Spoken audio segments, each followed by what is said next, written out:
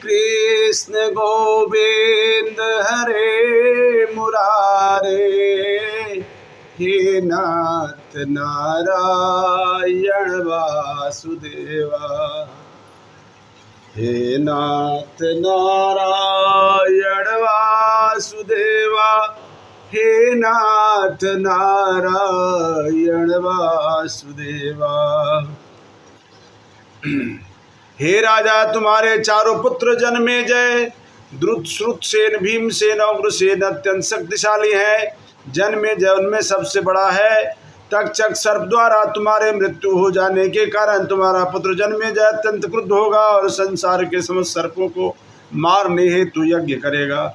संपूर्ण संसार को जीतने के पश्चात और कलश के पुत्र तुर को अपना पुरोहित बनाकर जन्मेजय अश्वमेध यज्ञ करेगा, जिसके कारण वह तुरग मेघघाट कहलाएगा। जन्मेजय का पुत्र शतानिक ऋषि याज्ञवल्क्य के तीनों वेदों के कर्मकांड संपन्न करने की कला सीखेगा। वह श्री कृपाचार्य से सैन्य कला भी सीखेगा और शौनक मुनि के दिव्य ज्ञान शौनक मुनि से दिव्य ज्ञान प्राप्त करेगा।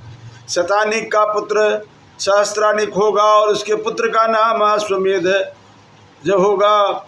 अश्वमेधज से असीम कृष्ण उत्पन्न होगा और उसका पुत्र नेमि चक्र होगा। जब हस्तिनापुर नगरी नदी की बाढ़ में जलमग्न हो जाएगी तो नेमि चक्र कौशाम्बिक नामक स्थान में निवास करेगा। उसका पुत्र चित्ररथ नाम से विख्यात होगा। चित्ररथ का पुत्र सुचिरथ होगा। सुचिरथ का पुत्र विष्टमान होगा और उसका पुत्र सुसेन नामक चक्रवर्ती सम्राट होगा। सुसेन का पुत्र सुनीत होगा, उसका पुत्र नृचक्षु होगा और नृचक्षु का पुत्र सुखिलन होगा। सुखिलन का पुत्र परिप्लव, परिप्लव का सुनय, सुनय का पुत्र मेधावी, मेधावी का पुत्र निपंजय, निपंजय से दुरु से तिमि का जन्म होगा। तिमि का पुत्र बृहद्रथ, बृहद्रथ का सुदास, सुदास का शतानिक, शतानिक से दुर्दमन और दुर्दमन का पुत्र महीनर होगा। महीनर का पुत्र दंडपानी होगा, उसका पुत्र निमि होगा, जिससे राजा क्षेमक की उत्पत्ति होगी।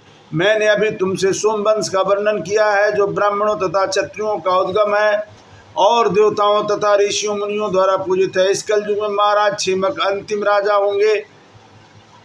अब मैं तुमसे मागध वंश का भविष्य बतलाऊंगा, उसे तुम सुनो।